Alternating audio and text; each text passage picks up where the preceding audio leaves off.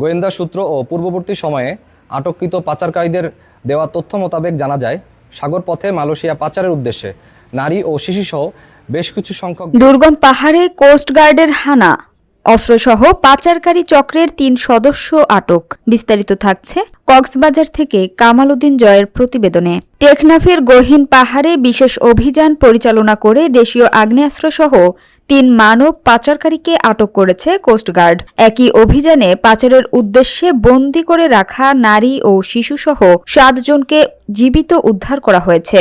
কোস্টগার্ডের সংশ্লিষ্ট সূত্রে জানা যায়, গোপন সংবাদের ভিত্তিতে টেকনাফের দুর্গম পাহাড়ি এলাকায় অভিযান চালানো হয়। এ সময় মানব পাচারকারীরা পালানোর চেষ্টা করলেও কোস্টগার্ড সদস্যরা ধাওয়া করে ৩ জনকে আটক করতে সক্ষম হন। তাদের কাছ থেকে একটি দেশীয় তৈরি অস্ত্র, গুলি ও পাচারে ব্যবহৃত বিভিন্ন সরঞ্জাম উদ্ধার করা হয়। উদ্ধার হওয়া নারী ও শিশুদের প্রাথমিক চিকিৎসা দেওয়ার পর স্থানীয় প্রশাসনের মাধ্যমে পরবর্তী প্রয়োজনীয় আইনি প্রক্রিয়া চলছে।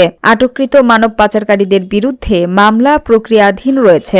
কোস্টগার্ড জানায়, মানব পাচার রোধে নিয়মিত অভিযান অব্যাহত থাকবে। নির্যাতনের মাধ্যমে মুক্তিপণ আদায় করার চেষ্টা করছিল।